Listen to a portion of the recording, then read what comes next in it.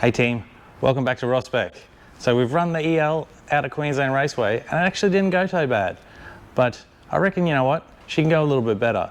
So it's time to jack her up and let's do some modifications and see if we can make her just that little bit quicker. Let's get into it.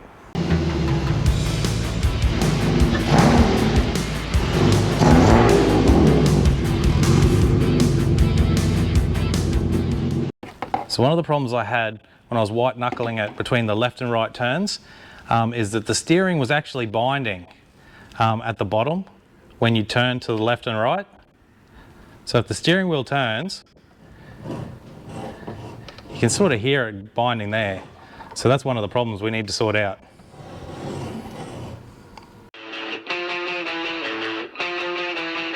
Started by removing the lower bolt on the steering column.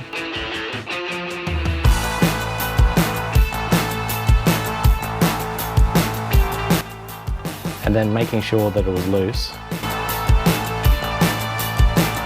But then started levering on the steering column to see if we can get good operation.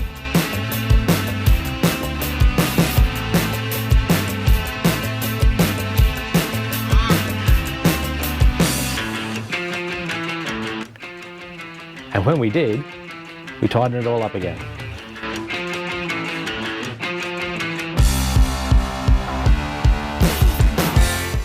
So originally we thought it might have been the collapsed bearing that went through this plate on the floor, or maybe the column or the steering shaft was bent because, you know, it's had a couple of accidents in its drifting life.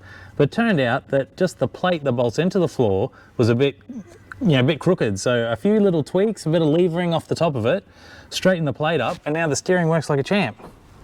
So no more grinding noises there. So that should fix that problem.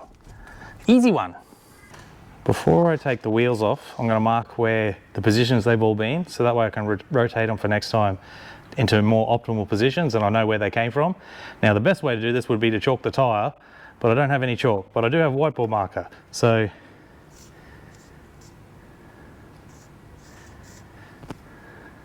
that's going to have to do.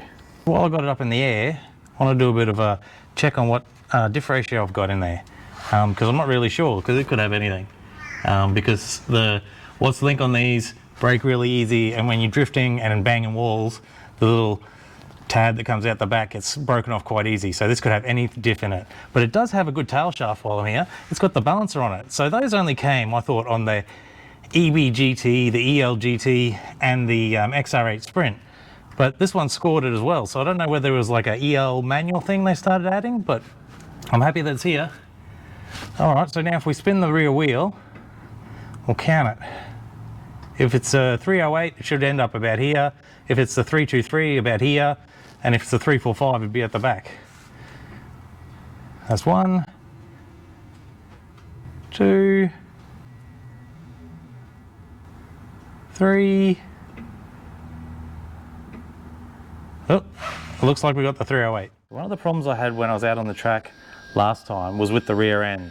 So as you come through turn 1 and you're sort of trail braking, the back end felt like it was sitting too high and a bit squiggly. So there's a number of ways that you can change that. So in the old supercars days, you know, I'd make a bit of a roll center change, but unfortunately with a stock diff, I can't do that. What I do have is slightly lower rear springs to try and bring that back down. And then I'm going to rebush the whole back end at the same time to try and stiffen it up a bit. But there was another problem, and it wasn't actually a problem because they work fine. The rear brakes, we didn't do any work to them before we went out last time. They pretty much were as they were, stock, and just ran it. But yeah, they did put off a lot of dust. At one stage they put off a little bit of smoke and I got a little bit of a warning that my brakes might have been fading. But the whole time they worked perfectly, but we're going to do a bit of an upgrade on the rear brake here as well. Now I could just put a new pad and disc on, but when I went to go sell the GS many years ago when the first Mustang turned up, I was going to put the stock brakes back on it. So what I did is I bought a set of discs and pads for it then, but that never ended up happening. So I've still got those discs and pads sitting around and the calipers. So we're going to try and do a bit of a conversion on the back here and put a 303mm radius disc with a FG caliper on the back. Let's see how it goes. Started by completely removing the sway bar. Unbolting both ends of the upper link. And removing it.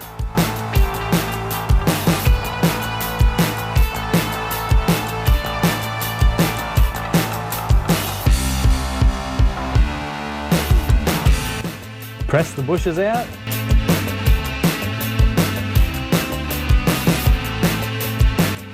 Greased up the new bushes.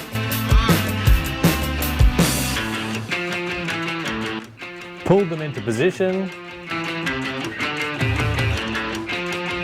And finished them off with the new bolt sleeves.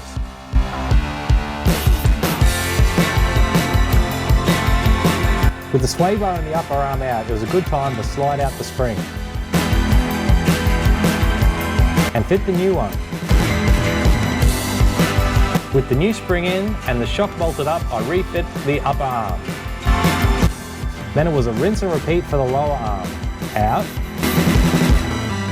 And back in. With the arms on this side complete, I removed the wheel spacer.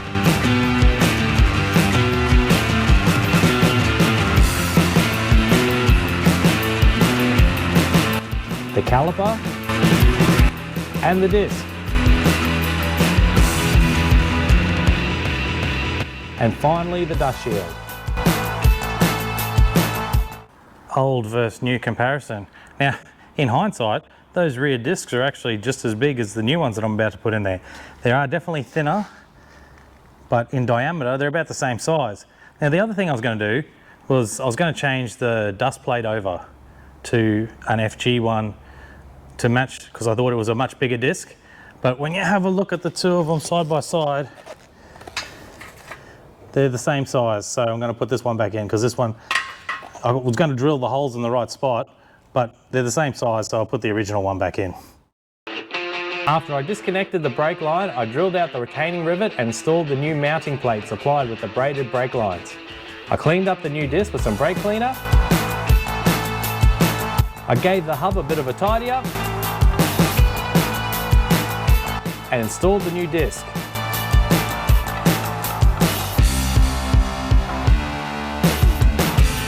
I put the new pads in the caliper and mounted it to the diff.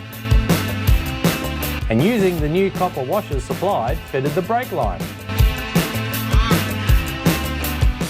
Okay, have a look, that's one side done. Now I just need to torque everything up, but I'll do that after I finish the other side. Now, it should be pretty much a rinse and repeat. The only real difference is that the brake line on the passenger side has the feed that comes from the front. So there's a slightly different brake hose on it. Interesting to note is that these are specifically 97 EL brake lines. There's a difference between 96 and 97. So on the 97 Plus, they've got the AU style crossover brake line, which goes across the bottom of the body, where previously before that it was on the diff. So luckily I ordered the right ones. What I also did with the other side was set the sway bar in place. To get it out was a series of controlled twisting, but while I had the space, I thought I'd use it. With the other side finished, I removed the watch link, rebushed and installed it, then mounted the sway bar. There we have it. Sway bar's back in and everything's torqued up. Back end is good to go. The only thing I'm missing is the spacers, but I'm going to chuck those on before the wheels go back on. Okay, time to move up to the front. While I'm in the front, I'll show you my TMU brake ducting. I've pretty much just cable tied it to the body and then added a couple more to mount it to the caster arm. This directs the air directly to the inside of the disc. For the front brakes, I simply remove the brake line, then install the braided one. The other problem I didn't think about before the last track day was flexing the firewall. I was going to make a stiffening plate to mount between the booster and the tower, but I was looking on the internet for inspiration and I found TI Performance made one off the shelf, so let's throw that in. It just bolts in place on the shock tower.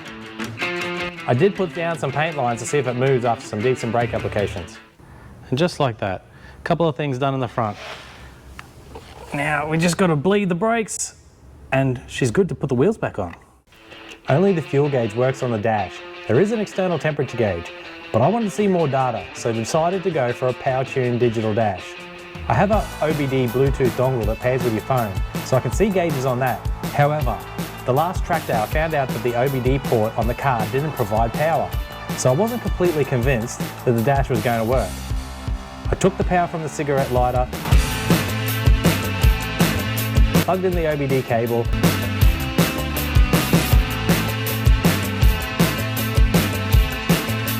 and tested it out.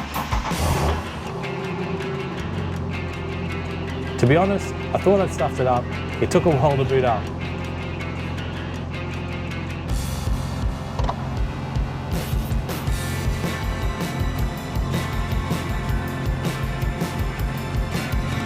But it's alive!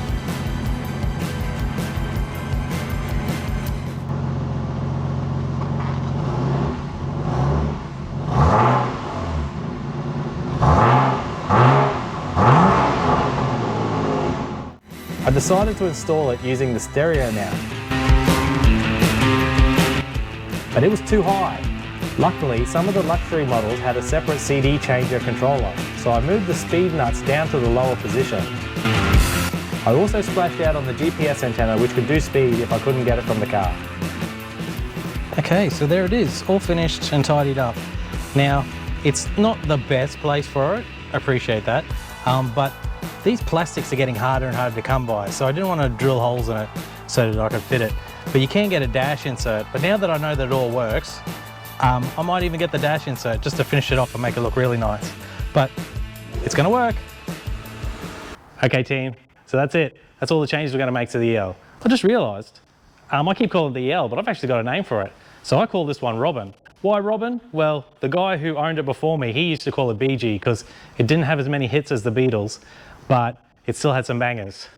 A bit fitting. So I looked at what the Gibb brother names were and which one was the closest to a girl's name.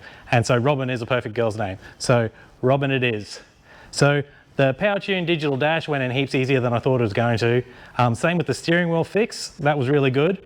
And in hindsight, I probably didn't need to go to a full FG brake conversion on the rear because I only got 4 mils of extra disc. But all the parts I had lying around anyway, so it didn't cost me anything. So even if I wound the calipers back, the old ones, which when I'd put them on the bench wound back perfectly, I still had to buy new pads for them. So other than the brake lines in the back, which I had to buy anyway, that didn't cost me anything. So overkill, but yeah, still pretty good. She's still up in the air. And why is that, you ask?